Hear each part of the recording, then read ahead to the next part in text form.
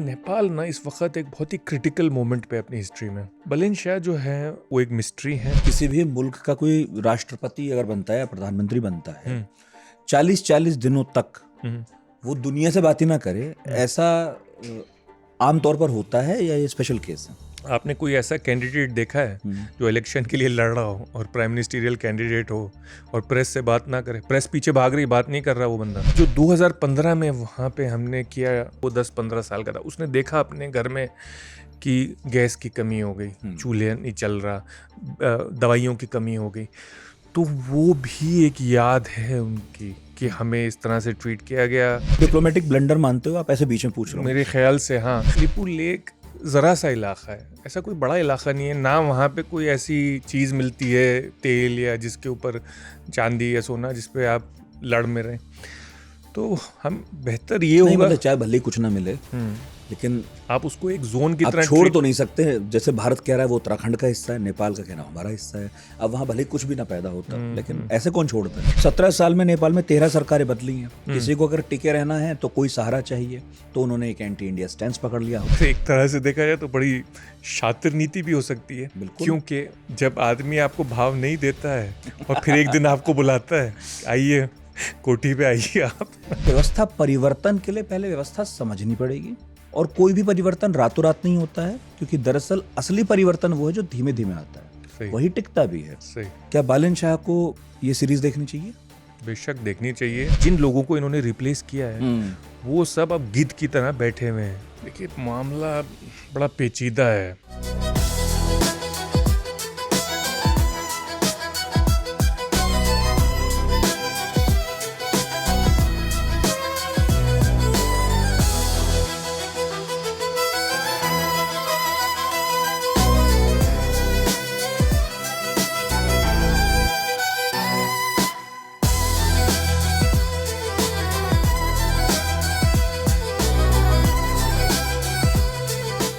पिछले हफ्ते पढ़ाकू Nitin world affairs के एपिसोड में हमने नेपाल को लेकर बात की थी, और बहुत सारी प्रतिक्रियाएं आईं जैसी अपेक्षा थी। उसमें बहुत सारी तारीफ थी और उतनी ही आलोचना भी। हमारे बहुत सारे नेपाली मित्रों ने कहा कि आप हमारे देश की बात क्यों कर रहे हैं, आप हमारे देश की बात मत कीजिए, हमें अकेला छोड़ दीजिए। और कुछ लोग नाराज थे, कुछ लोग उतने नाराज थे भी नहीं। तो एक तो सबसे पहले इस पॉडकास्ट की शुरुआत में मैं ये बात स्पष्ट कर दूं कि पढ़ाकू नितिन वर्ल्ड अफेयर्स जो शो है, जो ये पॉडकास्ट है, वो दुनिया भर की बात करता है।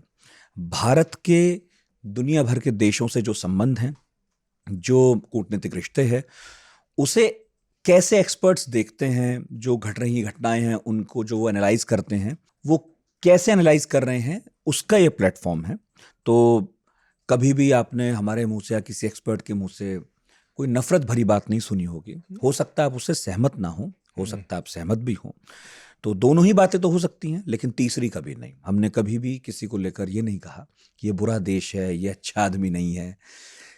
वैसे भी हम इतना तो समझते ही हैं कि कूटनीति की दुनिया में अच्छा बुरा कुछ नहीं होता है, बहुत सारी चीज़ें ग्रे शेड में चलती हैं। अब आप अपने अपने ढंग से डिकोड करते रहिए। जैसे जैसे अपडेट होते रहते हैं, चीज़ें बदलती रहती हैं, छवियां बदलती रहती हैं, तो बस ऐसे ही चलता रहता है। तो मैं समझ रहा हूँ कि जब नेपाल की बात हुई होगी तो आपने उसे थोड़ा ज़्यादा पर्सनली लिया होगा, लेकिन यकीन मानिए हम भी भारत और नेपाल के रिश्ते मधुर ही चाहते हैं। और अब जो कुछ नेपाल में घट रहा है, जैसे पिछले हफ्ते हमने बात की और इस हफ्ते तक आते आते बहुत कुछ हुआ। इसमें सर्जियो गोर का एंगल भी है, इसमें एक बार फिर से लिपू लेक का मुख्य धारा में आना भी है, इसमें बालेन शाह के पहले वो पत्ते खोल नहीं रहे थे लेकिन एक हद तक पत्ते दिखाना भी है। तो कई चीज़ें ऐसी हो गई कि फिर से हम आ गए हैं नेपाल पर ही पॉडकास्ट लेकर। अब आप इसे ध्यान से सुनिएगा, क्योंकि हमारे साथ इस बार नए एक्सपर्ट हैं। वैसे तो नए नहीं हैं, मेहमान भी नहीं हैं, हर तीसरे चौथे हफ्ते में इन्हें कष्ट देते रहते हैं, आप इन्हें मिलते ही रहते हैं। लेकिन बहुत सारे लोगों ने कहा कि इस बार फिर से बुलाया जाए प्रोफेसर मोहसिन रज़ा को, तो हम उनका स्वागत कर रहे हैं। बहुत बहुत स्वागत है सर। बहुत बहुत शुक्रिया। मैं बता दूं आपके ऑडियंस को कि मेरा भी एक छोटा सा यूट्यूब पे शो है, प्रॉफ के हिंदी के नाम से। उसे ज्वाइन करें अगर हो सके, अगर उनको ज़्यादा रुचि है इन मामलों में। और मैं ये कहना चाहूँगा कि नेपाल से सिर्फ यही नहीं कि मैं एक एनालिस्ट हूँ, पर मुझे बहुत ज़्यादा मोहब्बत है, बहुत ज़्यादा प्यार है, क्योंकि मेरी ज़िंदगी का जो टफेस्ट ट्रैक था वो मैंने नेपाल में किया। अन्नपूर्णा सर्किट उसे कहते हैं, और बहुत ही मुश्किल लगा मुझे तो, मतलब कोई ज़्यादा फिट हो तो उसको शायद आसान लगे, पर 5,400 मीटर के ऊपर उसी लेवल पे जिस पे एवरेस्ट बेस कैंप है, उसका भी जो हाई पास है वो वही है। और फिर दूसरी तरफ आप उतरते हैं तो एक शक्ति स्थल आ जाता है, और तो हमारा बहुत ज़्यादा प्यार, मोहब्बत, और जो वहाँ पे हमें वहाँ पे टी हाउसेस हैं हर जगह जब आप ट्रैक करते हैं, तो जो उन्होंने टूरिस्ट के लिए इंफ्रास्ट्रक्चर बनाया है वो काबिल तारीफ़ है। इंडिया में तो उसका कोई इक्विवेलेंट है नहीं। हर कुछ दूरी पे आपको खाना मिल जाएगा, चाहे वो दाल चावल सब्ज़ी ही हो, और आपको अपना रहने के लिए एक बढ़िया बिस्तर मिल जाएगा, सोने के लिए। तो पूरा रास्ता ऐसे ही मैंने सुना है, एवरेस्ट बेस कैंप के ट्रैक पे भी वही है, और तमाम और इससे वो कब नेपाल गए हैं? जी जी जी, मैं नेपाल गया हूँ और मुझे बहुत ही प्यारा लगा। घूमा मैं काठमांडू भी, हाँ। और हमारे स्टूडेंट रहे हैं बहुत सारे नेपाली। जहाँ मैं पढ़ाता हूँ जिंदल यूनिवर्सिटी में, वहाँ नेपाली स्टूडेंट आते हैं, वो सबसे बेहतरीन स्टूडेंट रहे हैं हमारे। तो बहुत मोहब्बत मिली वहाँ से। और मैं गया तो नहीं हूँ, लेकिन उम्मीद यही करता हूँ कि नेपाल जाना तो होना ही चाहिए। बिल्कुल। मतलब भारत और नेपाल या भारत और भूटान के रिश्ते ऐसे हैं कि हर भूटानी या नेपाली को भारत विजिट करना चाहिए और हर भारतीय को नेपाल और भूटान विजिट करना चाहिए। बेशक। हालांकि हमारा शो ऐसा है कि दुनिया में अब हर जगह जाना तो संभव नहीं है, पर जहां भी जो कुछ हो जाए और हमें लगे कि बात करनी चाहिए, वो हम कर रहे हैं। फिलहाल नेपाल की बात इसलिए हो रही है सर, क्योंकि प्रधानमंत्री ओली जो रहे थे, उन्होंने, और बड़ा दुर्भाग्य है कि इसलिए बात हो रही है, लिपुलेख को मुख्य धारा का मुद्दा बना दिया था। बहुत कॉम्प्लेक्स भी है वो, ये कहना कि ये किस तरह से जटिलताओं में फंसता चला गया, अब मैं फिर से दोहराना नहीं चाहता, क्योंकि ये 5-6 साल पहले की बात है, सबने पढ़ा लिखा देखा है। पर मुझे आपसे ये समझना और पूछना है कि अंग्रेजों ने जो सीमाएं खींची हैं, अब वो चीन भारत, पाकिस्तान भारत, नेपाल भारत, अरे पूरा मिडिल ईस्ट, उनकी नहीं, मैं तो अपनी बात भी कह रहा हूँ, अफ्रीका पूरा खींच दिया। सब झगड़ रहे हैं, सब लड़ रहे हैं। पहला सवाल मेरा थोड़ा आपको अटपटा लग सकता है, लेकिन थोड़ी देर बाद पूछना चाहिए था मुझे, पर मैं पहले ही पूछ रहा हूँ। कभी आपको लगा कि कोई अंत है, कोई समाधान है? कभी हम मिल बैठकर सही में किसी एक सरहद पर सहमत हो सकेंगे? अभी मैं नेपाल और भारत की बात कह रहा हूँ। देखिए, मामला बड़ा पेचीदा है, और क्योंकि ये मामला जो है असल में आता है एक मॉडर्न कॉन्सेप्ट से, सॉवरेंटी के। ये बहुत ही मॉडर्न कॉन्सेप्ट है। पुराने ज़माने में ये होता था कि जहाँ एक बादशाह की, एक राजा की सीमा ख़त्म होती थी और दूसरे की ख़त्म होती थी, वो एक हार्ड लाइन नहीं होती थी, वो एक जोन होती थी। एक जोन में आप ट्रांजिशन करते थे, यानी एक इलाके से दूसरे इलाके के बीच में एक इलाका होता था, जिसे आप ना दिन कहें ना रात, और संध्या समझें। तो वो कॉन्सेप्ट मेरे ख्याल से बेहतर है इंटरनेशनल रिलेशंस के लिए भी। अब लिपू लेक ज़रा सा इलाका है, ऐसा कोई बड़ा इलाका नहीं है, ना वहाँ पे कोई ऐसी चीज़ मिलती है, तेल या जिसके ऊपर चांदी या सोना, जिस पे आप लड़ में रहें। तो हम बेहतर ये होगा, मतलब चाहे भले ही कुछ ना मिले, लेकिन आप उसको एक जोन की आप तरह छोड़ तो नहीं सकते। जैसे भारत कह रहा है वो उत्तराखंड का हिस्सा है, नेपाल का कहना हमारा हिस्सा है। अब वहाँ भले कुछ भी ना पैदा होता, लेकिन ऐसे कौन छोड़ता है? अब प्रॉब्लम क्या है कि अब मैप पे तो दोनों साइड उसे दिखा सकती हैं। जैसे आपने देखा चीन के साथ हमारे जो बॉर्डर है, उस पे अगेन वो ब्रिटिश ड्रॉन बॉर्डर था, वो चीन ने एक्सेप्ट नहीं किया। अब उस बॉर्डर में ना तो कुछ हासिल है ना वसूल है, पर दोनों मुल्क और दोनों न्यूक्लियर शक्ति हैं। मतलब हमारे पास भी कोई 300 न्यूक्लियर वेपन है, चीन के पास भी मेरे ख्याल से इस वक्त 600 हैं, कितने लेटेस्ट में देखा नहीं। तो अब उसके ऊपर एक दूसरे के खड़े हुए हैं। तो एक तो रिश्ते ख़राब, ऊपर से फिर ख़र्चा इतना जो आप किसी अच्छी चीज़ में लगा सकते थे, लोगों की सेहत, स्वास्थ्य में, एजुकेशन में। तो ये लिपू लेक का मामला आई होप कि ऊपर ज़्यादा ना बढ़े, और ये मामला जो है वो किसी तरह से, या तो उसको दोनों साइड ठंडे बस्ते में डाल दें उसको, या उसमें कोई जॉइंट कर लें, क्योंकि अगर ये एस्केलेट हुआ ये मामला तो आपने जैसे देखा है कि एक तो वो कैलाश मानसरोवर की यात्रा वहाँ से जाती है, दूसरी ट्रेडिंग पोस्ट भी है चीन के साथ वहाँ पे। लिपुलेख दर्रे से जाती है। हम्म, और अभी जो घटना घटी है, मैं जिन्हें नहीं पता बता दूं कि भारत और चीन के बीच में कई सालों के बाद ये सहमति बनी है, यात्रा भी थोड़े दिन से बंद थी, कि यात्रा शुरू हो और उसके दो रास्ते हैं, एक नाथुला दर्रा, एक लिपुलेख।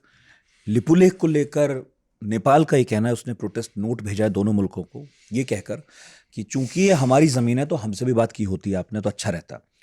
इस पर भारत का जवाब आ गया है ऑफिशियल, उसने कहा है कि हम कंसिस्टेंट हैं इसे लेकर कि लिपुलेख हमारा हिस्सा है। तो अब बात ये हो रही है कि कहा जा रहा था कि भारत के विदेश सचिव नेपाल जाने वाले हैं, पर अब जब ये बात फिर से उठने लगी है तो पता नहीं है कि जाएंगे नहीं जाएंगे या किस ब्रीफ के साथ जाने वाले हैं। सही कह रहे हैं आप। मैं ये कहना चाह रहा हूँ कि देखिए हमारे चीन के साथ जो ट्रेडिंग पोस्ट हैं वो कई हैं, हिमाचल में भी हैं हमारे ट्रेडिंग पोस्ट। तो ऐसा नहीं है कि सिर्फ यही हमारा एक ट्रेडिंग पोस्ट है, हमारे कई ट्रेडिंग पोस्ट हैं। और ये कि ये इम्पोर्टेंट तो है हमारे लिए, इसमें तो कोई दो राय नहीं है, पर इसको मैं कह रहा हूँ कि इसको सुलझाया जा सकता है, क्योंकि हमारे और नेपाल के इतने अच्छे ताल्लुकात रहे हैं। कभी कोई जंग नहीं हुई, कभी बात भी नहीं हुई ऐसी चीज़ों की कि वो बात मतलब वो हालात नहीं है जो चीन के साथ हैं हमारे। तो सुलझता क्यों नहीं है? दो प्रधानमंत्री वहां हो गए हैं, ओली चले गए हैं, बालिन शाह आ गए हैं, जिनका दावा है कि ओली से अलग तरह की राजनीति करेंगे वो। और एक हमारे प्रधानमंत्री हैं जो अपने कार्यकाल से अब तक 5 बार नेपाल जा चुके हैं, यानी कि काफी हद तक प्रो नेपाली भी हैं वो। तो फिर क्या दिक्कत है जब दोनों मुल्कों की इतनी अच्छी बातचीत है, सांस्कृतिक संबंध है, बात क्यों नहीं हो रही है? फिर बैठ के क्यों नहीं सुलझाते? तो ये मामले जो ये सॉवरेंटी के ना, ये भावुक मामले हैं। नेशनलिज्म भी मज़हब की तरह, धर्म की तरह एक बहुत ही भावुक मामला है जिस पे लोग भड़क जाते हैं। तो जब बात आती है इसकी तो इसको पर्दे के पीछे और कुछ बीच का रास्ता निकाल के करना पड़ता है। अब इंडिया भी और नेपाल दोनों पीछे नहीं हट रहे इस मामले में। मैं इसमें आपको थोड़ा एक और पेचीदा एंगल बताना चाह रहा हूँ कि नेपाल ना इस वक्त एक बहुत ही क्रिटिकल मोमेंट पे अपनी हिस्ट्री में, एक बहुत ही संगीन वक्त है।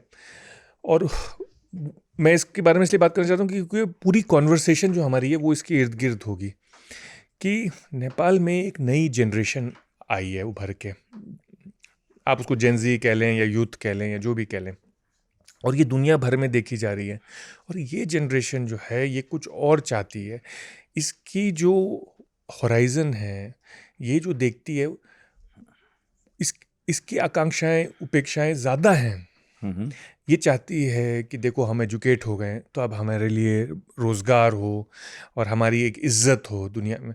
काफ़ी वेल इन्फॉर्म्ड भी है क्योंकि हर वक्त जो है वो मोबाइल पे सब सारी इन्फॉर्मेशन आ जाती है, तो उनको मिनट बाय मिनट सब पता रहता है। बहुत सारे नेपाली बाहर हैं अब, फिर वो बताते हैं। हाँ, वो लौटते हैं जब जो अपने इतनी यहाँ। बड़ा है उनका डायस्पोरा है। तो मामला ये है कि ये सरकार आई है एक रेवोल्यूशन में एक तरह से, तो इसको उसकी एक्सपेक्टेशंस मीट करनी है उस पीढ़ी की। वो चाहे एक्सपेक्टेशंस नेशनलिज्म के प्रति हों, या वो एक्सपेक्टेशंस करप्शन के, या वो एक्सपेक्टेशंस अनएम्प्लॉयमेंट और रोज़गार के मामले में हो। तो वो गवर्नमेंट खुद बहुत प्रेशर में है, मेरी राय में बालेन शाह खुद बहुत प्रेशर में है।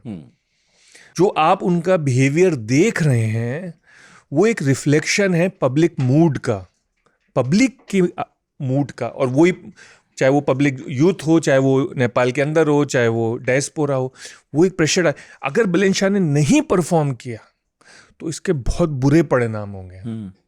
तो इस वक्त अगर हम इस मामले को सही से नहीं सुलझा पाए तो ये मामला बहुत ज़्यादा बिगड़ सकता है।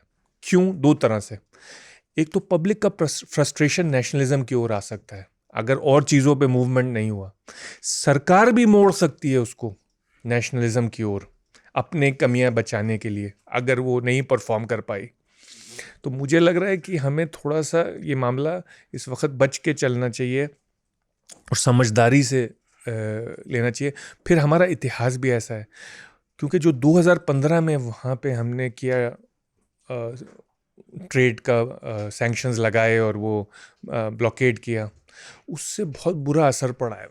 और वो सब यंग जनरेशन की नज़र में है, क्योंकि समझिए अगर वो इस वक्त लड़का 20, 25, 30 साल का है तो वो 10, 15 साल का था। उसने देखा अपने घर में कि गैस की कमी हो गई, चूल्हे नहीं चल रहा, दवाइयों की कमी हो गई, तो वो भी एक याद है उनकी कि हमें इस तरह से ट्रीट किया गया और किसी को अच्छा नहीं लगता कि अगर ऐसा हो।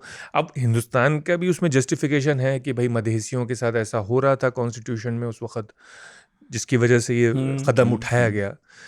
पर नेपाल में तो सभी ने सफ़र किया और वो छोटा मुल्क है और वो इतना ज़्यादा निर्भर है हिंदुस्तान पे, और उस वक्त तो और भी ज़्यादा था, अब तो थोड़ा कम है, उसकी बात करेंगे हम कि चीन के साथ क्या हुआ उस दौरान।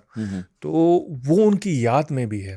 तो और फिर उनको लगता है, तो एक डिप्लोमेटिक ब्लंडर मानते हो आप, ऐसे बीच में पूछ रहा हूँ? मेरे ख्याल से हाँ।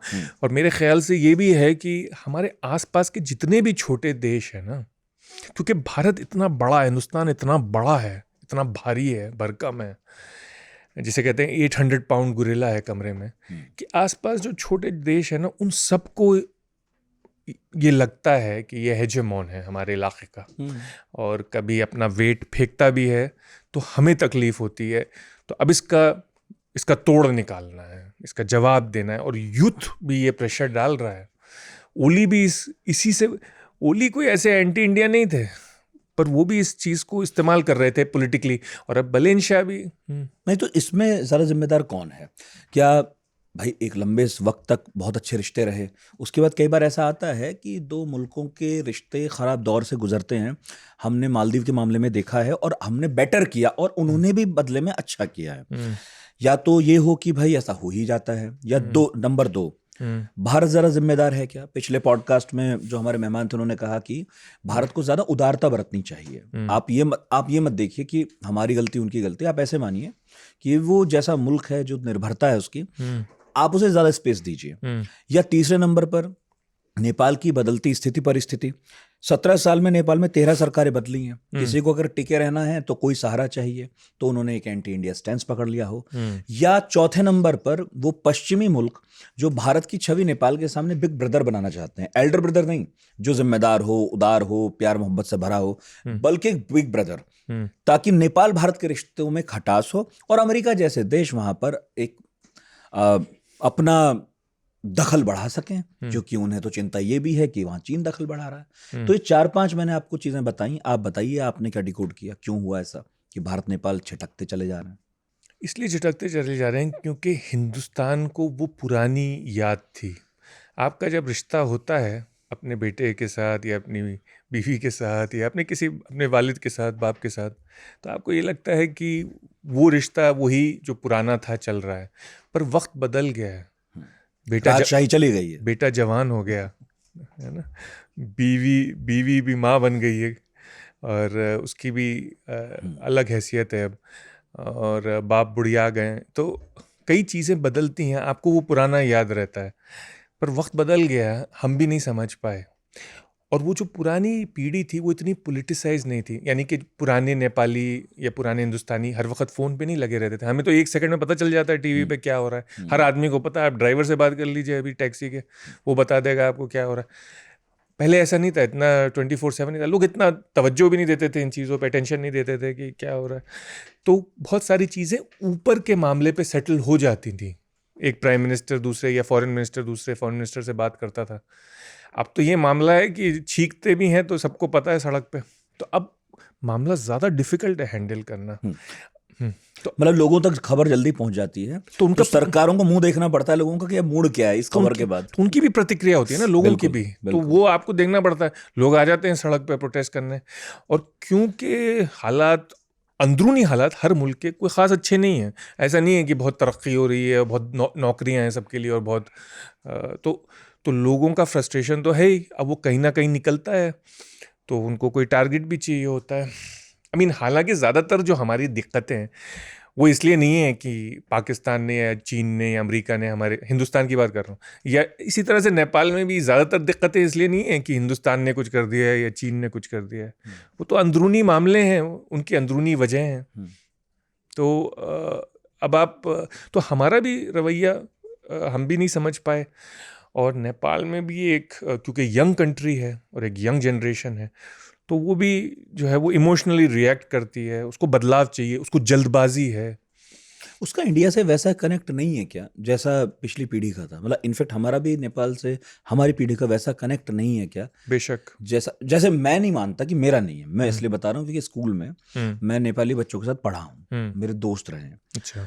मुझे नहीं पता अब क्या स्थिति है, क्योंकि हम्म, मैं तो सेंट्रल स्कूल में रहा हूँ, हम्म, तो बहुत सारे लोग एयरफोर्स में सर्व करते थे, हम्म, आर्मी में सर्व करते थे, हम्म, तो उनके बच्चे हमारे साथ पढ़ते थे। तो हम्म, इनफैक्ट बहुत वक्त तक, जब तक होश नहीं आया, ये पता भी नहीं था कि नेपाल कोई अलग मुल्क है। मतलब कभी ध्यान नहीं दिया इस बात पर। हमने भी कभी नहीं किया। हाँ, बाद में दिया, जो देना भी चाहिए था। हाँ, वो अलग मुल्क है, उसकी अपनी हम्म, आइडेंटिटी है, उसके अपने हाँ, प्रॉब्लम्स हैं, कंसर्न हम्म, है, उनके हमसे अच्छे रिश्ते भले ही हैं, लेकिन वो हैं हम्म, अलग देश। हम्म, तो इसको रेस्पेक्ट करना चाहिए था हमें, हम्म, मगर बच्चे थे हम्म, तो कभी ये सोचा नहीं कि ये ये कोई अलग है। अलग देश के लोग हैं। हम्म, ऐसा वही खाना, वही पीना, वही भाषा। और हम्म, इसमें ज्यादा रिस्पेक्ट मैं नेपालियों की करता हूँ कि उन्होंने हिंदुस्तान को अपने देश की तरह माना। हमारी भाषा, संस्कार, जितनी संवेदनशीलताएं हैं हमारे आसपास, सब समझी, देखी, और हम्म। हमारे साथ वो अच्छे से रहे।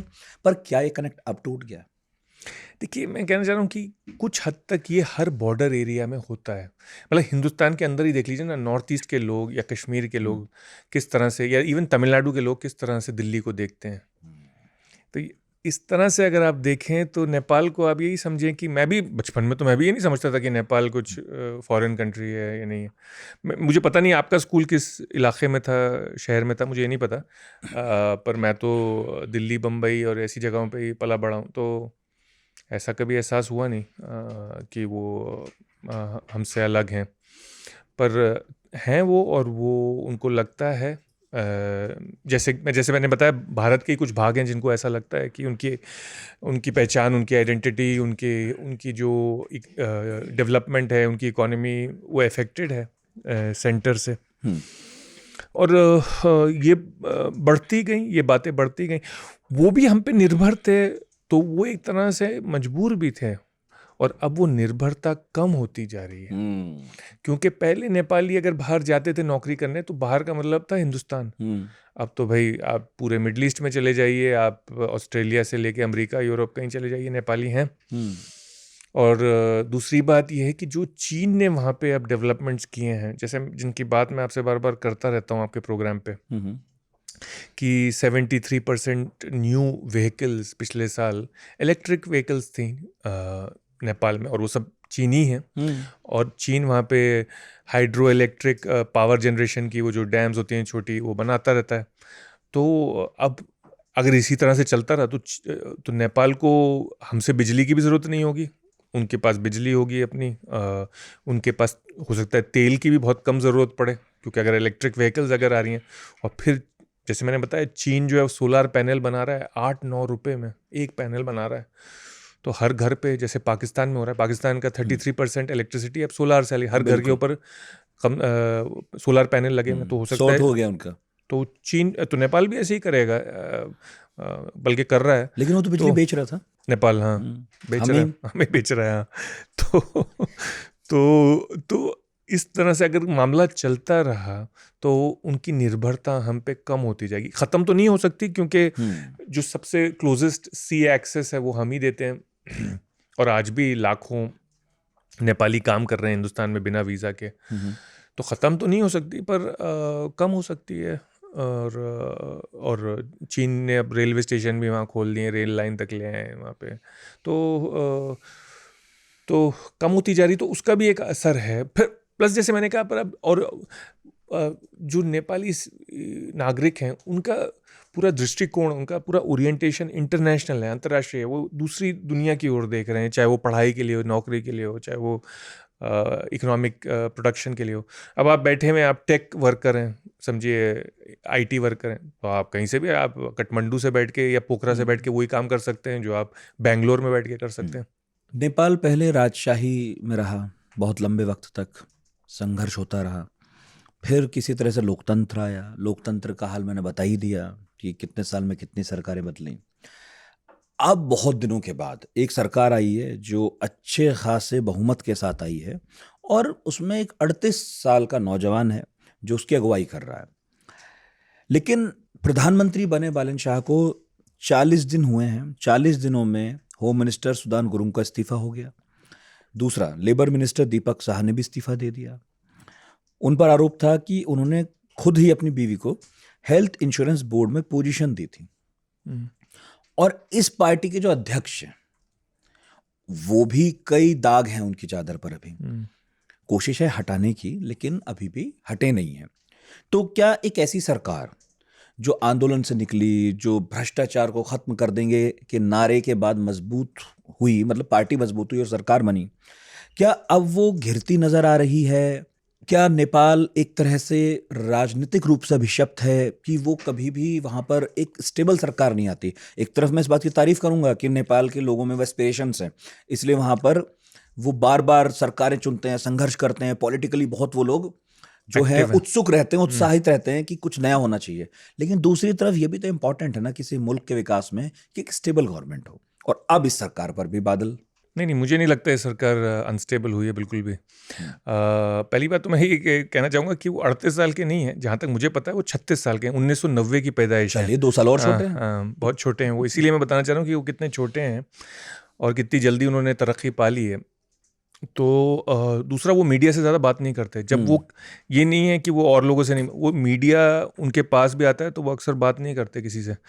वो तो थोड़े से अलग थलग रहते हैं वो। और उनकी पार्टी के पास 175 सीट है, सुपर मेजॉरिटी, 138 सीट पे मेजॉरिटी हो जाती है उस पार्लियामेंट में। तो कोई ख़ास उनको फिक्र नहीं है कि कोई बहुत बड़ा उथल पुथल होने वाली है वहाँ पे, ऐसा कुछ। वो जो 2 मंत्री निकाले गए वो इसीलिए निकाले गए हैं, जैसे मैंने आपको बताया, कि बहुत प्रेशर है गवर्नमेंट के ऊपर, बालन शाह के ऊपर, कि भाई आपको साफ सुथरा रहना है, आपको एक साफ सुथरी एडमिनिस्ट्रेशन देनी है बिना करप्शन के। तो जैसे ही पता चला कि कुछ गड़बड़ है, तो बल्कि इस केस में, जिसमें उनकी बीवी का जो केस था, जो बीवी को अपॉइंट किया था, वो तो बालन शाह से प्रेशर नहीं आया, वो तो पार्टी के अंदर से ही प्रेशर आने लगा। पार्टी ने ही उनके ऊपर, मंत्री के ऊपर इतना प्रेशर डाल दिया। मतलब मैं ये कहना चाह रहा हूँ कि वो इंस्टेबिलिटी नहीं समझे आप उसको, ये अस्थिरता ना समझे सरकार की, बल्कि आप समझेंगे कितने क्विक रिस्पॉन्स है ऊपर से, वो कितने शोर हैं वो। और मुझे नहीं लगता कि और वो जो जैसे आप कहते हैं रबी लमिछाने के बारे में भी, वो भी उनकी इस वक्त हैसियत नहीं है। सड़क की जबान में कहा जाए तो औकात नहीं है कि वो कुछ कर सके। वो आप कह रहे हो बालन शाह को रिप्लेस कर सके? अच्छा, ये सरकार आई बालन शाह के कंधे पे है, बिल्कुल, तो उनको नहीं हिला सकता कोई। तो अभी रहेगी सरकार, अभी देखना है, हो सकता है कि जैसे वक्त गुजरे तो पता चले। और अभी तक जैसे मैं बता रहा हूँ, जैसे लिपू लेख का भी आपने कहा, तो ये नहीं था कि सिर्फ हिंदुस्तान को उन्होंने कहा, उन्होंने दोनों, हिंदुस्तान और चीन दोनों को कहा। लेकिन जो भारत की तरफ से आलोचना हो रही है, भारतीय एक्सपर्ट्स जो आलोचना कर रहे हैं वो उसी बात की कर रहे हैं। वो ये कह रहे हैं कि ये जो पारंपरिक मित्रता थी, निकटता थी, उसे भले ही बालन शाह उसके विपरीत कोई बात नहीं कह रहे हैं, लेकिन उसे बरकरार भी नहीं रख रहे हैं। भारत भी ऐसा करता है, भारतीय प्रधानमंत्री भी ऐसा करते हैं कि जब उनकी शपथ हो जाती है तो वो अपने अगले दौरे पड़ोस में करते हैं। इनफैक्ट नेपाल, भूटान में दौरे हुए हैं भारतीय प्रधानमंत्रियों के, मोदी भी शामिल है उसमें। बालन शाह भी कर सकते थे, पहले भी नेपाली प्रधानमंत्रियों ने किया है, उन्होंने नहीं किया, उन्होंने चुना कि वो नहीं करेंगे। चलिए ठीक है। फिर उन्होंने भारतीय राजदूत समेत 17 राजदूतों के साथ एक साथ मुलाकात की, उसमें पाकिस्तानी भी शामिल हैं। भारत इसे ऐसे रीड कर रहा है कि भाई वो जो प्रिविलेज आप हमें देते थे, हम आपको देते थे, क्या आपने वो खत्म कर दिए हैं? क्योंकि आप सबसे मिल रहे हो तो हमसे भी मिल रहे हो, ऐसा तो कुछ है नहीं कि खास तौर पर हमारे वाले से मिल रहे हो। इसके बाद जो सर्जियो गौर हैं, जो खास तौर पर नियुक्त किए गए इस खित्ते के लिए, उनसे मुलाकात नहीं हुई। भली भारा के उन्होंने ये कह दिया कि भाई बहुत अच्छी बात हुई है, पर बात कुछ हुई नहीं। तो मैं ये समझना और पूछना चाह रहा हूं कि बालन शाह की ये परिपक्वता कहें, अपरिपक्वता कहें, कुछ नया करने के चक्कर में कुछ ज्यादा ही एडवेंचरस तो नहीं हो रहे हैं? आप इसे कैसे रीड कर रहे हैं? ये बहुत दिलचस्प बात है। सिर्फ सर्जियो गोर से नहीं, वो कपूर से भी नहीं मिले, जो असिस्टेंट सेक्रेटरी हैं state US, I think south और सेंट्रल एशिया के लिए। तो वो और जैसे आप कह रहे हैं कि वो ना तो उन्होंने हिंदुस्तान का दौरा किया, ना चीन का किया, और अमेरिका को भी परे ही रख रहे हैं। तो मुझे लगता है ये कुछ उनकी पर्सनैलिटी का भी मामला है। जैसे मैंने आपको पहले कहा, ये ज़रूरी नहीं है कि वो कुछ नया करके दिखाना चाह रहे हैं। एक तो उनकी पर्सनैलिटी है, दूसरी बात ये है कि वो यूथ के साथ बहुत कनेक्टेड है। उनको यूथ का मूड हमसे ज़्यादा पता है, क्योंकि जब वो मेयर बने तब वो शायद 32 साल के ही थे। और आप समझिए कि 32 साल की उम्र में एक इंडिपेंडेंट आदमी बिना पॉलिटिकल पार्टी के अपने कैपिटल, सबसे बड़े शहर का इलेक्शन जीत जाए अपने मुल्क के। और बाहैसियत उससे पहले क्या थे, वो तो रैपर थे, एक म्यूज़िक रैपर थे। वैसे तो इंजीनियर हैं, क्वालिफाइड, और पर कोई पॉलिटिकल बैकग्राउंड नहीं था। और बहुत ही आम से ख़ानदान से आते हैं। बाप आयुर्वेदिक डॉक्टर थे। मतलब ऐसा नहीं, आयुर्वेदिक डॉक्टर तो मैंने आज तक कोई अमीर देखा नहीं। तो कोई ऐसा वो नहीं था कि क्या पैसे से या किसी बहुत ही डायनेस्टी से, जिसे कहते हैं हमारे यहाँ, आपके आबा और अजदाद जो हैं वो शहनशाह हों, ऐसा कुछ नहीं था उनका। तो उस आदमी में कुछ कैपेसिटी तो है। वो रीड कर सकता है पब्लिक का मूड, और कनेक्टेड है। खुद भी रैपर थे, तो यूथ के साथ कनेक्टेड थे। तो वो पॉपुलिस्ट फैसले कर रहे हैं, आप ये कह रहे हैं। तो वो पॉपुलिस्ट, जिसे बहुत अच्छा भी नहीं कहा जाता। कुछ एक्सपर्ट्स कहते हैं कि कोई बहुत अच्छी बात नहीं होती है। जनता तो बहुत बार अपना अच्छा बुरा उस तरह से नहीं भी समझ पाती, इसलिए नेता चुनती है कि वो थोड़ा सा एक्सपर्ट्स के साथ बैठे, विजनरियों के साथ बैठे, अपने शुभचिंतकों के साथ बैठे, प्लान करे। और कई बार जनता को फैसले समझ में नहीं आते, पर नेता करता है। तो इसलिए ये भी कहा जाता है कि जो सीजन पॉलिटिशियंस हैं, जो पके हुए नेता हैं, उनके साथ जाना ज्यादा बेहतर होता है ऐसे नेताओं के मुकाबले जो ताजा ताजा नए नए आए होते हैं और कोई एक्शन करना चाहते हैं बस। और ऐसे हमारे यहाँ भी हुए हैं। सी देखिए, चक्कर क्या है कि पब्लिक ने पुराने नेता देख लिए। उनसे ना हो पाया, जैसे कहा जाएगा ना हमारी जबान में, कि ना कर पाओगे। अब उन्होंने कहा कि अब कौन कर पाएगा। तो कोई नई चीज पब्लिक भी चाह रही है करवाना, और ये भी, और जो नहीं करेंगे, और सपोज नहीं किया उन्होंने और कल मामला फेल हो गया, तो लोग कहेंगे नहीं, थू नहीं करेंगे लोग कि तुमने तो ये वादे किया और हम भी ये चाहते थे और तुमने वो नहीं किया, तो तुम भी बिके हुए हो, तुम भी बिक चुके हो। तो कुछ ना कुछ तो उनको करना लाजमी है, तो करना ही पड़ेगा, नहीं तो दाल गलेगी नहीं। आपने जैसे बताया, खुद पार्टी के अंदर भी लोग हैं जो कुर्सी चाहते हैं, बाहर भी होंगे लोग जो चाहते हैं, आना चाहते होंगे पावर में, तो चलेगा नहीं, करना तो पड़ेगा उनको कुछ अलग। इसी वायदे पे, इसी रेवोल्यूशन के इरादे से वो आए हैं। अब सवाल ये है कि कितना अलग। अगर वो नहीं मिल रहे, चलो वो एक बात है, पर क्या उनकी नीतियां भी बदल रही हैं? क्या सिर्फ ये रेटरिक है, यानी कि सिर्फ ज़बानी जमा खर्च है, या असल में नीतियां बदलेंगी? इस पे भी नज़र रखनी पड़ेगी हमें। तो नीति तो बदल गई। अब 40 दिन में ये कैसे कह सकते हैं कि हम नीति बदल गई? नहीं, आप फॉरेन अफेयर्स एक्सपर्ट हैं, मुझे आपसे पूछना है कि किसी भी मुल्क का कोई राष्ट्रपति अगर बनता है या प्रधानमंत्री बनता है, 40-40 दिनों तक वो दुनिया से बात ही ना करे, ऐसा आमतौर पर होता है या ये स्पेशल केस है? आपने कोई ऐसा कैंडिडेट देखा है जो इलेक्शन के लिए लड़ रहा हो और प्राइम मिनिस्टीरियल कैंडिडेट हो और प्रेस से बात ना करे? प्रेस पीछे भाग रही, बात नहीं कर रहा वो बंदा, बात नहीं कर रहा। प्रेस आ रही है, प्रेस से बात नहीं कर रहे हैं क्योंकि उनके पास विकल्प हैं। वो डायरेक्ट यूथ से कनेक्टेड है और बहुत अच्छे से कनेक्टेड है। प्रेस को तो अब पूरी दुनिया में ही जिस तरह से इररिलेवेंट कर दिया है सोशल मीडिया ने, वो अपनी जगह है, सब समझते हैं। लेकिन आप खुद अभी थोड़ी देर पहले कह रहे थे, नेपाल एक ऐसा देश है जिसकी निर्भरता है भारत पर, ना सही बाकी मुल्कों पर तो है, भारत पे भी है, भारत की भी है। मैं तो ये कह रहा हूँ, हाँ, भारत की भी है, सब पर भारत की भी है। ऐसे में 40 दिन तक आप कोई बात नहीं कह रहे हो, मैं ये नहीं कह रहा मुलाकात कर रहे हो, आप कुछ कह भी नहीं रहे हो। तो इसलिए भी ये मिस्ट्री ज्यादा बड़ी होती जा रही है कि वालेंशाह जब बोलेंगे तो क्या बोलने वाले हैं, और जब बैठेंगे तो किस करवट बैठेंगे। फिर एक तरह से देखा जाए तो बड़ी शातिर नीति भी हो सकती है, क्योंकि जब आदमी आपको भाव नहीं देता है और फिर एक दिन आपको बुलाता है, आइए कोठी पे आइए आप, तो अपना वजन बढ़ा रहे हैं आप, ये कह रहे बालेंशाह। हाँ, तो ये भी चाह रहे हैं कि जब मैं बैठूं तो आप भी दौड़े दौड़े जाएंगे नहीं उनकी। तो ये भी हो सकता है, एक तरह से देखा जाए, अपनी एक वैल्यू क्रिएट कर रहे हैं। और करते हैं, हमने देखा है बहुत सारे नेता इस तरह से करते भी हैं अपनी वैल्यू क्रिएट। तो पर सवाल ये है, फिर मैं वापस आऊँगा उस बात पे कि नीति में कोई बदलाव है कि नहीं। नीति मतलब ऑन द ग्राउंड कोई नीति पे बदलाव है कि नहीं, कोई जो क्या हमारे ऊपर कोई उनकी नीति से कोई बुरा असर हो रहा है, या चीन के ऊपर, या हाँ, जिस नियम का बहुत अच्छे से पालन नहीं हो रहा था कस्टम्स वाले का, वो करा दिया उन्होंने। ये नीति में बदलाव कहा जा रहा है। हाँ, ये तो है। कुछ असर हुआ है हमारे बॉर्डर टाउन्स के मार्केट्स के ऊपर, जहाँ पे वो मधेसी और बॉर्डर के नेपाल के लोग आके ख़रीदते थे माल सस्ते में।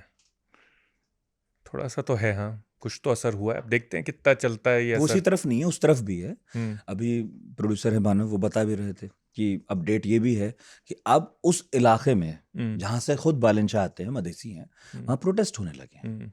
मधेसियों को भी ये बात कोई खास अच्छी नहीं लग रही है कि 100 रुपए से ऊपर का सामान हम लाएं और वो टैक्स अदा करें हम। हालांकि भले ही आप कहिए कि बहुत ज़रूरी है नेपाल की आर्थिक स्थिति के लिए, लेकिन अल्टीमेटली वो पैसा किसकी जेब से निकल रहा है? सबसे गरीब तबके से।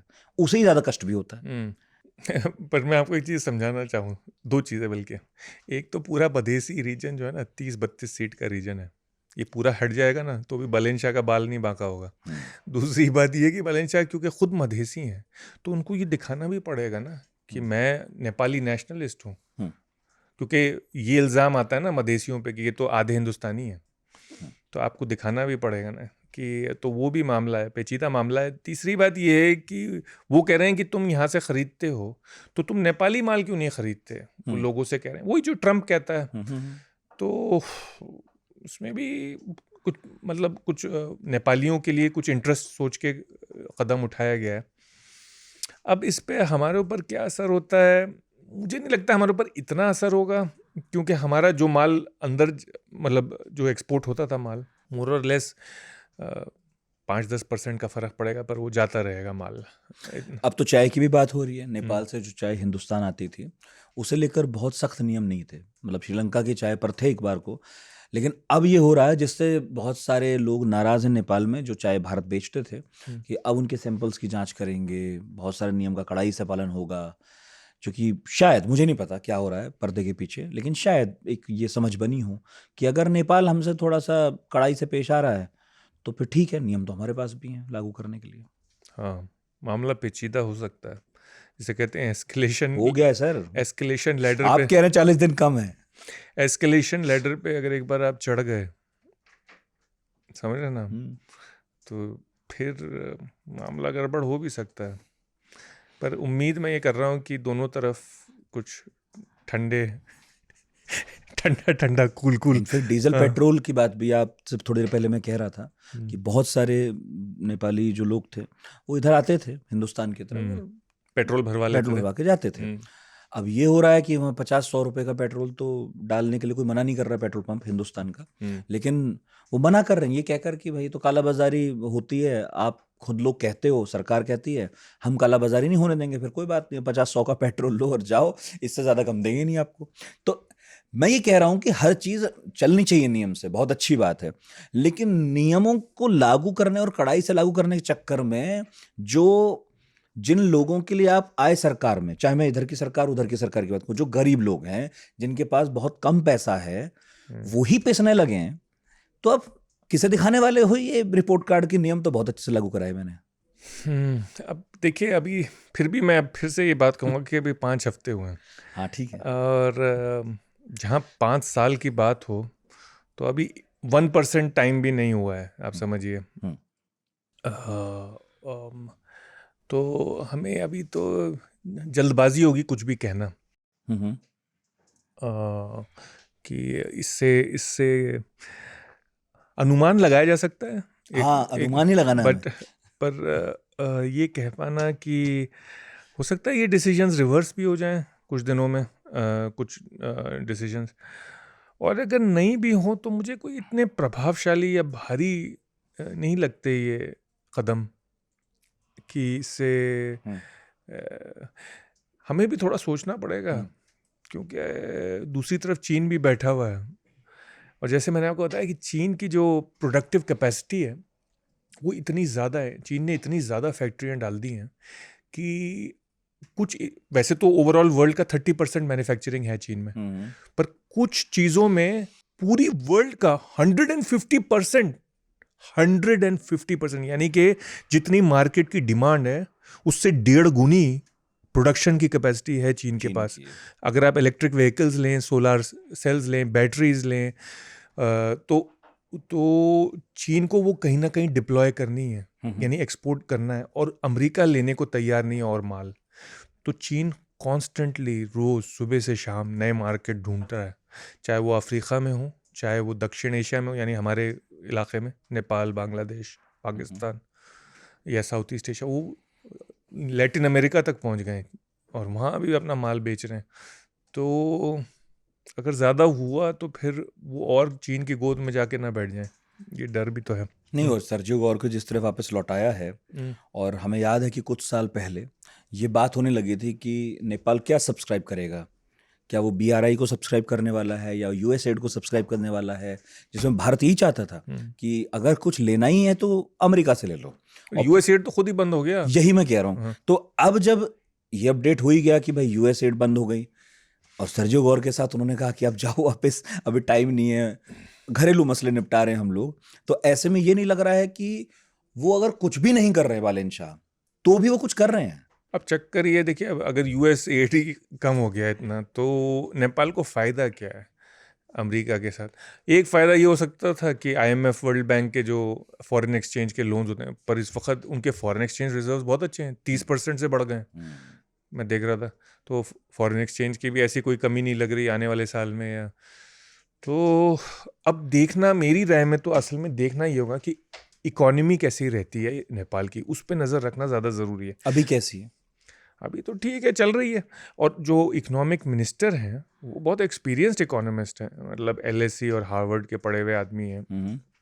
वागले, नाम तो उनका बड़ा मराठी सा है, समझ में नहीं आया कैसे वागले वहाँ पहुँचे हुए हैं, पर वो जो हैं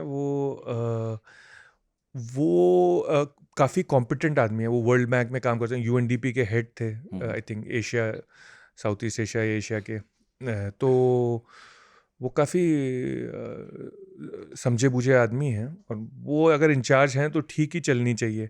पर देखना ये कहीं बालेंशाह कोई गलत फैसले या इंटरफियरेंस ना करें इकोनॉमी पे, क्योंकि अगर वो हुआ तो फिर तो वो फिर तो जो ये तीनों मुल्क हैं, यानी अमेरिका, चाइना और इंडिया, वो सब प्ले में आ जाएंगे। क्योंकि फिर अगर इकोनॉमिक सिचुएशन सही नहीं है तो फिर इनके पास ही आना पड़ेगा, और कहाँ जाएंगे। तो अगर इकोनॉमी ठीक रही तो फिर वो अपना कर सकते हैं जो करना चाहते हैं, बाकी पॉलिसीज़। तो अब ये देखना पड़ेगा कि इकोनॉमी कैसे हैंडल करते हैं बालेंशाह आने वाले वक्त में, वो तो पता चलेगा हल्के हल्के ही, साल भर 1.5 साल ऐसे वक्त लगेगा। पर यूथ ऑलरेडी रेस्टलेस है, बेचैन है ऑलरेडी। यूथ कह रहा है कि भाई रोजगार वो तो है पता नहीं। हाँ, वो तो पता नहीं क्या चाह रहे थे कि आते ही अब 5 हफ्ते में आदमी करेगा क्या है, एकदम से तो नौकरियां पैदा नहीं होंगी। तो प्लान है उनके पास? आपने कभी कुछ समझा? अभी तक तो मेरी समझ में नहीं आया कोई प्लान उनका, पर कुछ तो लाना पड़ेगा प्लान, क्योंकि अगर एक तो नौकरियां तो वैसी दुनिया में नहीं है। भारत में मिलती थी नौकरियां, सेना में भी मिलती थी, लेकिन अग्निवीर पर वो सहमत नहीं हुए, एक पेज पे नहीं हम लोग। भारत में मिलती थी, अब पर भारत में अब खुद अपने वासियों के लिए नौकरियां कम हैं, और फिर AI का मामला आ रहा है, तो समझ में नहीं आ रहा। मुझे तो लग रहा है कि आगे जाके दिक्कत होगी, क्योंकि जिस तरह से उत्सुक है, व्याकुल है, बल्कि मैं कहूँगा यूथ। वहाँ का यूथ, और जो दुनिया में, सिर्फ नेपाल की बात नहीं कर रहा, पूरी दुनिया में जो आर्थिक हालात हैं, मुझे नहीं लग रहा कि एम्प्लॉयमेंट जनरेट हो पाएगा। मुझे लग रहा है कि फिर ये यूथ डिससेटिस्फाइड होगा, उसमें चाहे साल भर लगे या जितना भी वक्त लगे, मैं कह नहीं सकता। अभी मैं आपसे बात कर रहा था कि 2 लोगों का इस्तीफा हो गया, और दोनों बाहर हुए क्योंकि सरकार को अपनी छवि बचानी थी, जो है कि हम बहुत ट्रांसपेरेंट हैं, हम यूथ ओरिएंटेड हैं, अलग तरह की राजनीति करेंगे, करप्शन फ्री पॉलिटिक्स करेंगे। लेकिन कार्की आयोग की रिपोर्ट में जेन ज़ी प्रदर्शन के जिम्मेदार लोगों का कोई जिक्र नहीं है। रवि लामिछाने को छुड़ाया गया था जेल से, है ना, वो बात गोलमोल है। कहा जा रहा है कि सरकार अपने लोगों को बचा रही है, और इससे जो RSP की छवि थी, जो जिसकी सरकार है इस पार्टी की, उसकी छवि पर असर पड़ने लगा है, क्योंकि हो सकता है कि हम 40 दिन दे दें, लेकिन जैसा आप खुद कह रहे हैं कि नेपाल के लोग, नेपाल का यूथ, वो बेचैनी से देख रहा है इन 40 दिनों में कि हो क्या रहा है, घट क्या रहा है, क्योंकि वो इन्हीं 40 दिनों के हिसाब से आइडिया लगाना जा रहा है कि आगे क्या होगा। देखिए, फिर मैं वापस आता हूँ, जो बालन शाह का जो मेयर का अब कैसे हम अंदाज़ा लगा, हम पास्ट ही देख सकते हैं ना कि पिछला बिल्कुल माजी में क्या हुआ। सही। तो उनका अगर मेयर का टेन्योर आप देखिए तो 5 साल 4 साल का है, और उसमें 2-3 चीज़ें साफ हैं। एक तो वो काफ़ी डिसाइसिव आदमी है और क्रिटिसिज्म को इग्नोर करके जो करना होता है करते हैं। ये भी नहीं कह सकते कि वो गरीबों के दोस्त हैं, क्योंकि जो उन्होंने डेमोलिशन करा है उसमें गरीबों का जो स्ट्रीट पे स्ट्रीट हॉकर्स थे और बिल्कुल। और जो जिन्होंने अनऑथराइज बनाए, अमीरों की भी तोड़ी उन्होंने, अमीरों की भी कई बिल्डिंगें तोड़ी, सिनेमा तोड़े उन्होंने, जो उन्होंने देखा कि सरकारी लैंड पे जो बने हुए हैं और जो नदियों पे बने हुए हैं, नालों का बहाव रोक रहे हैं। पर ऐसा नहीं लगता कि ये आदमी जो है वो आसानी से डर सकता है। कुछ निडर टाइप का आदमी है, पॉपुलिस्ट भी है, देखता रहता है, क्योंकि अगर उनके आप गाने भी देखे जो उन्होंने, जब वो रैपर थे, जो गाने उनसे भी आपको अंदाज़ा होगा कि वो आज भी देख रहा था मैं, अच्छा बहुत क्रांतिकारी गाने। हाँ, उनको बेरोजगारी, करप्शन और ऊंच नीच, इनइक्वालिटी, इन सब चीज़ों के ऊपर उन्होंने गाने लिखे। तो कुछ राजनीतिक समझ थी उनमें पहले से ही, जो कम उम्र में कम होती है लोगों में, और कुछ एक्सपीरियंस भी है गवर्नमेंट। ऐसा नहीं कह सकते कि इस आदमी को कोई गवर्नमेंट का एक्सपीरियंस नहीं है। 4 साल सबसे बड़ा शहर चलाया है, फिर ट्रांसपेरेंसी लाए, जैसे मैंने बताया, कैमराज लगा दिए थे। म्यूनिसिपल कॉर्पोरेशन की जो मीटिंग होती थी उनमें वहाँ पे कैमरेज लगे हुए थे, लाइव होती थी, क्योंकि आपको पता है सबसे ज़्यादा करप्ट हिंदुस्तान में भी और पूरे साउथ एशिया में म्यूनिसिपल कॉर्पोरेशन ही होती है। और तो ट्रांसपेरेंसी भी लाए। लेकिन सर, एक शहर संभालना अलग बात है, एक देश संभालना अलग बात है। नेपाल कोई ऐसा देश भी नहीं है कि सब एक जैसे लोग हैं, वहाँ अलग अलग तरह का डायमेंशन है, मतलब लोग हैं, मुद्दे हैं, सब कुछ है। अभी ना एक सीरीज है, मामला लीगल है, पार्ट 2 आई है ना। उसमें जो मुख्य पात्र है वो जज बन गया है, अच्छा, वकील से। अच्छा, और अब उसने सोचा है कि वकील बनकर जो किया सो किया, लेकिन जज बनकर व्यवस्था बदलूंगा। अच्छा, जो भी मेरी अथॉरिटी में होगा उसमें सब व्यवस्था बदल दूंगा, सब चीज़ें ठीक से चलेंगी, सब लोग ठीक से चलेंगे। और उसने रातों रात व्यवस्था परिवर्तन की कोशिश की। दिखाया यह गया कि उस कोशिश में वो फेल हुआ, और बाद में उसकी बात समझ में आई, जो काफ़ी तार्किक है, कि व्यवस्था परिवर्तन के लिए पहले व्यवस्था समझनी पड़ेगी, और कोई भी परिवर्तन रातों रात नहीं होता है, क्योंकि दरअसल असली परिवर्तन वो है जो धीमे धीमे आता है, सही, वही टिकता भी है। सही। क्या बालन शाह को ये सीरीज देखनी चाहिए? बेशक देखनी चाहिए, पर बालन शाह ने कुछ चीज़ों में जैसे कि मिसाल के तौर पे गार्बेज कलेक्शन, बस, पब्लिक ट्रांसपोर्ट में बदलाव लाया। तो ऐसा नहीं है कि कोई वो केजरीवाल भी लाए थे। हाँ, नहीं, तो ऐसा नहीं है कि फेलियर है, मैं ये कहने की कोशिश कर रहा हूँ। कुछ ऐसा मामला है, केजरीवाल लाए, बेशक केजरीवाल के साथ अलग प्रॉब्लम थी। देख, केजरीवाल के ऊपर भी कोई बैठा हुआ था। केजरीवाल के पास दिल्ली का फुल कंट्रोल नहीं था, ना पुलिस का था, ना डीडीए लैंड का था। बालन शाह के पास ये तुलना सब नहीं है कोई। बालन शाह के ऊपर नहीं है। बालन शाह का हाथ खुला है, वो जो दिल चाहे कर सकता है। 1500 अपॉइंटमेंट्स कैंसिल कर दिए थे उन्होंने, कल परसों की खबर है ये। अच्छा, और पॉलिटिकल अपॉइंटमेंट्स हैं ये, जिनको लेकर वो पहले से बहुत नाराज रहते हैं कि इस तरह से हो जाते हैं। तो मैं इसी बात को समझना चाह रहा हूँ, पूछना चाह रहा हूँ कि जब कोई नया लीडर आता है, बहुत सारे एनर्जी के साथ आता है, आइडियाज के साथ आता है, लेकिन जो पुरानी चली आ रही व्यवस्थाएं, इस पर आपका क्या टेक है? आप इतने दुनिया भर की पढ़ाई करते हैं, मुल्कों के निजाम को समझते हैं, क्या उसमें धीरे धीरे परिवर्तन करने की जरूरत है, या रातों रात वाला परिवर्तन भी चल जाता है? देखिए, जिस तरह आपको 2-3 मिसालें देता हूँ। एक तो आपने देखा होगा इलॉन मस्क ने जो करने की कोशिश की रातों रात, क्योंकि उन्होंने गवर्नमेंट को ऐसे चलाने की कोशिश करी जैसे एक कॉरपोरेशन, वो भी ऐसी वैसी कॉरपोरेशन नहीं, स्टार्टअप जैसे चलता है आईटी वाला सिलिकॉन वैली में, और उसमें फिर प्रॉब्लम्स आने लगी। क्योंकि वो समझ नहीं रहे थे कि क्या मामला ऐसे है क्या। अब दूसरा आया है, जैसे हमने पिछली बार जब हम मिले थे तो हमने बात की थी हंगरी की, और उसमें जो आए हैं वो चुन के अब लीडर, क्योंकि 16 साल तक तो लगातार वो जीतते जा रहे थे ओरबान। तो उन्होंने कहा है लोगों से कि हम बदलेंगे, जो भी इनके अपॉइंटमेंट्स थे, ओरबान ने सारे अपॉइंटमेंट्स किए हुए थे, वो सब गड़बड़ भी थे। पर अब उसमें लोग कह रहे हैं कि धीमे धीमे कीजिए। उन्होंने तो कहा है सबसे कि तुम अपने आप ही रिज़ाइन कर दो। जो ओरबान के अपॉइंटीज थे उनसे कहा तुम खुद ही रिज़ाइन कर दो, इससे पहले कि मैं तुम्हें फायर कर दूं। अब पता नहीं क्या होगा, लोग करेंगे कि नहीं वो तो पता नहीं, पर लोग कह रहे हैं कि अगले 6 महीने साल भर में वो हल्के हल्के, बल्कि वो जिस तरह से ओरबान ने वहाँ का कॉन्स्टिट्यूशन बदला था, क्योंकि ओरबान के पास भी सुपर मेजोरिटी थी, इस आदमी के पास भी जो आया है इसके पास भी सुपर मेजोरिटी है, मगियर जो है वहाँ पे, और वो भी कॉन्स्टिट्यूशन अब बदलेगा। तो हर तरह की मिसाल है कि चेंजेस हुए हैं। अब प्रॉब्लम ये है कि जब इतना रैपिड गवर्नमेंट का चेंज होता है ना, तो जो पुराने लोग होते हैं वो इंतज़ार में होते हैं आपकी गलती के, यानी कि जिन लोगों को इन्होंने रिप्लेस किया है वो सब अब गिद्ध की तरह बैठे हुए हैं। वो देख रहे हैं कि अगर इसने कोई गलत कदम उठाया या पब्लिक का गुस्सा आया तो हम इसको चिपट जाएंगे।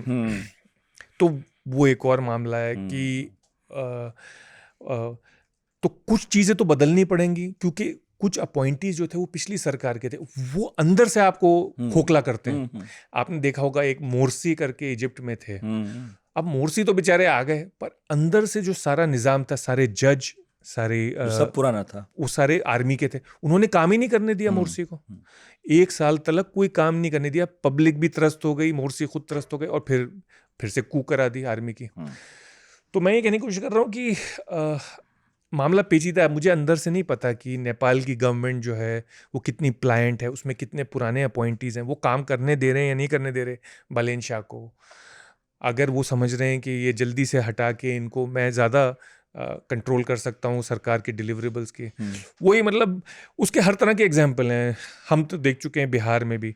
अब लोग कहते हैं कि लल्लू जो थे वो जंगल राज लाए, पर सवाल ये है कि लल्लू जंगल राज लाए क्यों? क्योंकि जो पुरानी व्यवस्था के लोग थे वो काम भी तो नहीं करने दे रहे थे ना। ऐसी जाति व्यवस्था थी कि वो काम नहीं करने दे रहे थे एक नए यादव ओबीसी लीडर को, तो उसने वो उस व्यवस्था ही तोड़ दी। उसको प्लायंट बनाने के चक्कर में वो चम्मच ही तोड़ दिया। तो अब मुझे नहीं पता कि एग्जैक्टली क्या सोच रहे हैं बालेन शाह और किस तरह से वो करेंगे। किसी को प्लान नहीं पता है। राष्ट्रीय स्वतंत्र पार्टी, नई पार्टी, कोई बहुत बड़ी पार्टी नहीं थी, एक फेस मिला, बन गए। कार्नेगी संस्था कहती है कि इसकी कोई साफ विचारधारा तो नहीं है।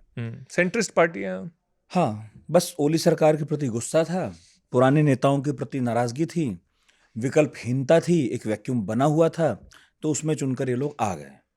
अब आ गए लेकिन नीति पता ही नहीं है कुछ, किसी को नहीं पता योजना क्या है। 40 दिन हो गए, कोई बोलने को तैयार नहीं है, बस डिकोडिंग चल रही है। हम और आप भी कर रहे हैं, मेरा ख्याल है नेपाल भी कर रहा होगा। कोशिश करूंगा कि नेपाल से ही किसी से पॉडकास्ट किया जाए जो नेपाल में बैठा हो, नेपाल की सरकार, नेपाल की मिनिस्ट्री, नेपाल की नौकरशाही को समझते हो। मगर अभी तो हमें ही करना है, जो भारत भी तो देख रहा है ना, भारत के अपने बहुत सारे। हाँ, तो इसमें मैं एक चीज़ बोलना चाहूँगा कि देखिए बालेन शाह जो है, ये आपने सही बिल्कुल सवाल पूछे हैं कि वो एक मिस्ट्री हैं, और क्या उनमें वो समझदारी है, समझ-बूझ है, कहीं वो ऐसा तो नहीं है कि वो गलत कदम उठा लें इकोनॉमिकली। तो उस पे मुझे लगता है कि उनके जो फाइनेंस मिनिस्टर जिनकी मैंने अभी बात की, जो काफ़ी एक्सपीरियंस्ड आदमी हैं, समझदार आदमी हैं, उनकी कितनी चलती है ये देखना पड़ेगा। बालेन शाह उनकी बात सुनते हैं, या उनके बीच में अगर इख्तलाफ हो गए, अगर लड़ाइयाँ हो गई उनके बीच में, या वो फायर हो गए, तो फिर ये बहुत बड़ी ख़तरे की घंटी है।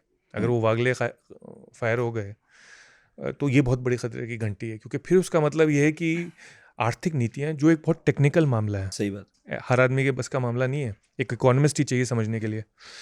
तो वो अगर इन्होंने खुद फैसला कर लिया कि भाई मैं ही सबसे बेस्ट इकोनॉमिस्ट हूँ, मैं ही चलाऊंगा, तो वो फिर नहीं, वैसे ही बहुत सारे अच्छे लोग एक साथ बहुत दिन तक काम कर भी नहीं पाते, क्योंकि एक तो ये भी देखने में आया है कि सब अपने अपने विजन के साथ जुड़ते हैं, सब तुरंत बने, सबको कुछ साबित करना है, अच्छे के लिए ही कर रहे हैं, नियत ठीक है, लेकिन वो जो समायोजन है उसमें कुछ गड़बड़ी होती है, ओवरलैप करता है। नहीं, तो ये टॉप आदमी की मैच्योरिटी पे बहुत डिपेंड करता है। जैसे एग्जाम्पल है लिंकन का।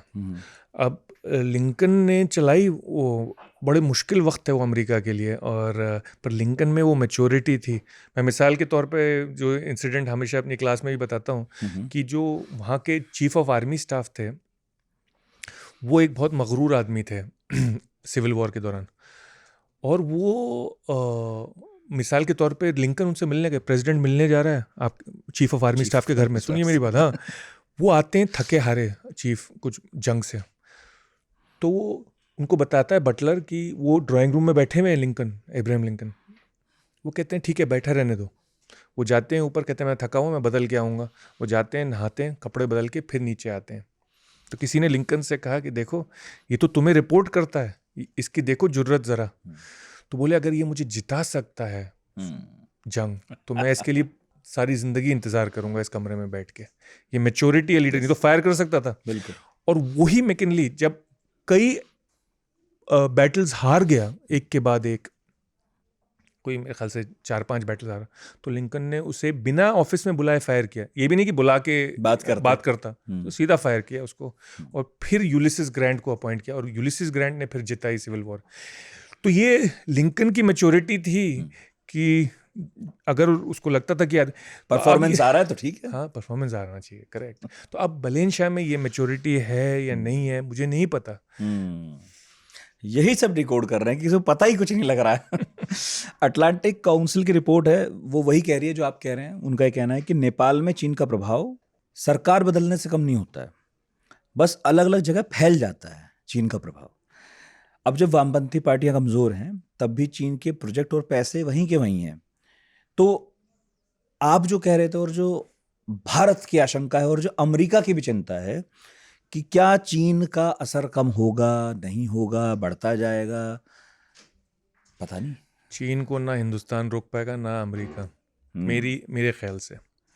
क्योंकि चीन इस वक्त जो है वो इतना ज़्यादा इकोनॉमिकली प्रोडक्टिव है, बहुत फैक्ट्री के मामले में भी और इन्वेस्टमेंट के मामले में भी। और नेपाल को इतनी ज़्यादा सख्त ज़रूरत है कि वो किसी चीज़ को मना नहीं करेगा। और चीन को इस वक्त मार्केट भी चाहिए। तो मेरे ख्याल से जब मियाँ बीवी राज़ी, तो फिर हम क्या करेंगे उसमें बीच में। हम तो जैसे कहते हैं ना हमारी यहाँ यूनिवर्सिटी में कहते हैं कि ये लड़कियों और लड़कों के हॉस्टल के बीच में कुछ दीवारें बनाओ, और ये सब गलत संबंध हो रहे हैं, ये माँ बाप आके कह रहे हैं हमसे लड़ रहे हैं। तो मैं कह रहा हूँ कि आप वहाँ चाहे कंक्रीट की दीवार बना दें 100 फीट की, वो भी उसमें तोड़ के जो नेचर ने नियम सेट किए हैं। लेकिन इसमें तो हम फ्री हैंड नहीं दे सकते ना, ये तो नेचर ने नियम सेट किए नहीं। हम क्या कर लेंगे? फिर झगड़ा ही क्या है? हम रोक नहीं सकते। फिर डिप्लोमेसी में कहीं कोई झगड़ा ही कहाँ है? भाई चीन को जो करना है नेपाल के साथ, आप सिर्फ इस तरह से रोक सकते हैं कि, अब बल्कि रोक नहीं सकते, आप इस तरह से कर सकते हैं कि आप भी कुछ उसको ऑफर करें। तो ऑफर तब करें जब वो बात करें। तो मुश्किल है जब दोनों तरफ आग ऐसी लगी हुई है, तो उसके बीच में रोकना उसको बहुत मुश्किल है। तो मुझे ऐसा लगता है कि वो रिलेशनशिप बढ़ने वाली है, क्योंकि दोनों को ज़रूरत है एक दूसरे की सख्त। ऐसा नहीं कि हम दोनों को भी एक दूसरे की ज़रूरत है, नेपाल और हिंदुस्तान को भी एक दूसरे की सख्त ज़रूरत है, पर हम वो चीज़ें ऑफ़र नहीं कर सकते जो और चीन भी वो चीज़ें ऑफ़र नहीं कर सकता जो हम ऑफ़र कर सकते हैं। मिसाल के तौर पे हम उस तरह का प्रोडक्टिव इन्वेस्टमेंट, उस तरह का ट्रेड ऑफ़र नहीं कर सकते जो चीन ऑफ़र कर रहा है। पर हम जो ऑफ़र करते हैं वो भी अलग है। हम एक्सेस ऑफ़र करते हैं, वीज़ा फ्री एम्प्लॉयमेंट ऑफ़र करते हैं, हम टूरिज़्म ऑफ़र करते हैं, हम बेसिक कमोडिटीज़ का ट्रेड जो है, जैसे बेसिक ट्रेड जिसे हम कहते हैं, वो रोज़ का आना जाना है, रोज़ का, एसेंशियल्स का। बिल्कुल। पर अब आप कहें कि हिंदुस्तान वहाँ पे इलेक्ट्रिक कार की फैक्ट्री लगा देगा या सोलर पैनल्स के गोदाउन लगा देगा, तो वो तो हम नहीं कर सकते, वो आसान, तो वो हमारे लिए आसान नहीं है। तो कुछ चीज़ें चीन दे सकता है, कुछ हम दे सकते हैं। तो हम वो नहीं एक्सपेक्ट कर सकते कि जो रिलेशनशिप आज से 25 साल पहले थी, चीन के राइज से पहले की रिलेशनशिप, और जब खुद नेपाल और हम भी गरीब ही थे, वो रिलेशनशिप हम नहीं एक्सपेक्ट कर सकते। हो सकता है कि एक ही घर में एक ही थाली में खाया हो जब हम झोपड़े में रहते थे, पर अब मकानों में तो लोगों के अलग अलग कमरे बन ही जाते हैं। ठीक है, आप कह रहे हैं कि 40 दिन कम है, मैं मान लेता हूँ, जैसे कम ही है, लेकिन जब वो अपने पत्ते खोलेंगे, जब कुछ कहेंगे, या जब भारत का प्रतिनिधिमंडल वहाँ जाएगा, कोई संयुक्त बयान आएगा या एक तरफा भी कोई बयान आ जाए, तो एक बार फिर बात करेंगे। लेकिन इस पॉडकास्ट का आखिरी सवाल ये है कि चारों तरफ एक्सपर्ट्स का कहना है कि चारों तरफ दुनिया में यूथ सड़कों पर है, दिल में हिलोरें हैं, एस्पिरेशंस हैं बहुत सारी, सूचना क्रांति के बीच आपको सब कुछ पता चल रहा है और आप सब कुछ कर देना चाहते हैं, हो कुछ नहीं रहा। तो नेता भी सपने बेच रहे हैं। सपने के सौदागरों में पुराने लोग भी हैं और नए नवेले दुकानदार भी हैं। तो बांग्लादेश में भी बहुत कुछ हुआ है, वहाँ भी नए लोग आए, दुनिया के और मुल्कों में भी आए, नेपाल में भी एक नए व्यक्ति का उद्भव हुआ है। क्या अगर बालेन शाह और उनकी सरकार यूथ की उम्मीदों पर खरा नहीं उतरती, जैसा कई बार देखने में आता है, नहीं भी उतरती हैं बहुत सारी उम्मीदों के साथ आई हुई सरकारें, तो क्या दुनिया भर के युवाओं के आंदोलनों पर हमें असर दिखेगा? क्या जितनी उम्मीदें हैं, जितने लोग आशाओं भरी निगाहों से देखते हैं, तो जो आता है ना, ऐसा अन्ना आंदोलन के बाद हुआ हमारे मुल्क में, लगा कि भ्रष्टाचार खत्म हो जाएगा, लोकपाल आ जाएगा, है ना। मैं इंडिया के साथ कनेक्ट करके ही बात कर रहा हूँ, बहुत दोनों अलग मुल्क नहीं है। तो क्या वहाँ का यूथ भी हमारे यूथ की तरह एक धक्का सा महसूस करेगा?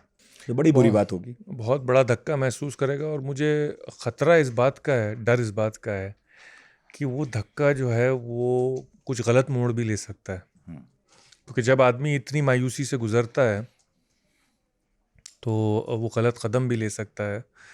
अब वो क्या कदम होंगे और उसका क्या असरात होंगे वो देखना है आगे। पर वो भी हो सकता है कि अगर वो नहीं डिलीवर कर पाए तो उसके क्या हो सकता है और क्या उसके परिणाम हो सकते हैं। अभी तक तो हाँ, मतलब पाकिस्तान में इमरान खान की सरकार आई थी, मुझे अभी तुरंत याद आया, केजरीवाल के साथ उसकी तुलना होती थी, और फिर हमने देखा कि जो साथ बैठने को राजी नहीं थे, पीपीपी और पीएमएलएन, वो मिलजुल कर उन्होंने इमरान खान को जेल ही पहुंचा दिया। अब मैं उसके विश्लेषण में नहीं जाता, लेकिन हुआ तो यही है, तथ्य यही है। क्या नेपाल में बालेन शाह के असफल होने का इंतजार विपक्ष में बैठे लोग कर रहे हैं, जिनकी वैसे आपस में नहीं बनती, चाहे वो राजशाही को पसंद करते हों, चाहे कम्युनिस्ट हों, चाहे राष्ट्रवादी हों? आपको लगता है, आप नेपाल रीड कर रहे हैं, कि इंतजार हो रहा है कि बस अब तब जब कुछ हो जाए और हम आ जाएं फिर से मुख्यधारा में? देखिए, पाकिस्तान के मामले में ऑपोजिशन इतनी प्रभावशाली नहीं थी जितना आर्मी असरदार थी, तो वो मामला थोड़ा अलग था। पर नेपाल के मामले में बेशक पूरा पॉलिटिकल एस्टेब्लिशमेंट पुराना वो इंतज़ार में है, वो बैठे हुए हैं वल्चर्स की तरह। पर मुझे डर ये, एक अच्छी बात ये है कि नेपाल की जो आर्मी है वो पॉलिटिकल नहीं है, वरना कंडीशंस ऐसी आसानी से बन सकती थी कि आर्मी का कू हो जाए, सच बोलूँ तो। पर नेपाल की आर्मी कभी पॉलिटिकल नहीं रही, तो ये मुश्किल लग रहा है नेपाल के केस में। अब क्या उसमें से निकल के आएगा, कुछ एक्सट्रीम आइडियोलॉजीज भी निकल के आ सकती हैं, यू नो, कम्युनिज्म भी आ सकता है उसमें से निकल के राइट विंग रिलीजियस नेशनलिज्म भी निकल के आ सकता है। हालांकि वो भी थोड़ा मुश्किल लग रहा है, क्योंकि ना तो क्योंकि नेपाल में दोनों बुद्धिस्ट भी अच्छी तादाद में और हिंदूज भी, और उनका बहुत अच्छा एक मेल जोल है, कोई ऐसा उनके बीच में इख्तिलाफ नहीं है। और कम्युनिज्म भी, मोर और लेस कम्युनिस्ट पार्टीज भी ख़त्म ही समझिए वहाँ पे, तो वो भी, तो अब मेरी समझ में नहीं आ रहा, अगर वो दोनों भी नहीं है, रिलीजियस नेशनलिज्म कम्युनिस्ट, तो फिर क्या निकल के आएगा, देखना पड़ेगा, कह नहीं सकते अभी क्या निकल के आएगा। पर आई होप कि ये मायूसी जो है वो किसी बहुत गलत कदम में ना चली जाए की ओर। बहुत बहुत शुक्रिया सर, कि जब बहुत कुछ नहीं घट रहा तब भी हम कोशिश कर रहे थे कुछ समझने की कि होगा क्या, लेकिन ऑब्वियसली 40 दिन हैं, जो कुछ संकेत मिले वही डिकोड हो सके इस पॉडकास्ट में, तो पर कोशिश करेंगे कि फिर बैठें एक बार, ज़रा और 1-2 महीना निकल जाए, और हम हमेशा कोशिश करते हैं कि पड़ोसी देशों के हालचाल लेते रहें। और नेपाल जिस तरह से अभी मिस्ट्री बना हुआ है, तो कोशिश है कि 1-2 महीने बाद जब कुछ घटेगा फिर एक लंबा पॉडकास्ट हो। और नजर रखनी पड़ेगी कि चीन भी क्या करने वाला है वहां पे, ये भी इस पे भी अब देखिए, क्योंकि जैसा अभी मैं कह रहा था कि बालन शाह मुलाकात तो नहीं कर रहे हैं, लेकिन ये तो संभव ही नहीं है कि कोई प्रधानमंत्री मुलाकात करे ही ना, बात हो ही ना। तो न्योतों का दौर चल रहा है फिलहाल, न्योते लिखे जा रहे हैं, देखते हैं पहले कौन पहुंचता है, बाद में कौन, और बात क्या होती है। लेकिन राजनीतिक रूप से चेतन नेपाल और नेपाल के यूथ की आकांक्षाएं, अपेक्षाएं जो हैं वो पूरी हों, इसी उम्मीद के साथ ये पॉडकास्ट तो ख़त्म कर ही रहा हूँ। लेकिन एक न्योता मेरी तरफ से भी है जो मैं हमेशा देता हूँ। कमेंट बॉक्स खुला हुआ है, वैसे तो आप लोग बहुत सक्रिय रहती हैं वहाँ पर, लेकिन अतिरिक्त सक्रिय हुई, क्योंकि प्रोफेसर साहब भी और मैं भी कमेंट्स पढ़ेंगे। और अगर आप नेपाल से हैं तो ख़ास तौर पर कमेंट कीजिएगा। और अगली बार कोशिश होगी कि नेपाल से किसी एक्सपर्ट को जोड़ा जाए, भले ही वो यहाँ आए, हम वहाँ जाएँ, या फिर जूम से बात हो जाए, बट एटलीस्ट नेपाल के अंदर इस वक्त क्या घट रहा है डेली में, वो भी एक शायद आइडिया देगा बेहतर कि अभी जब सरकार कुछ नहीं कह रही है तो वहाँ चल क्या रहा है। बहुत बहुत शुक्रिया सर, इतने धैर्य से सारे सवालों का जवाब देने के लिए। शुक्रिया। और सर का चैनल है प्रॉफ के, सब्सक्राइब कीजिए, सुनिएगा वो वहाँ क्या कह रहे हैं। फिलहाल आप कहिए कमेंट बॉक्स में। धैर्य से सुनने देखने के लिए एक बार फिर से शुक्रिया।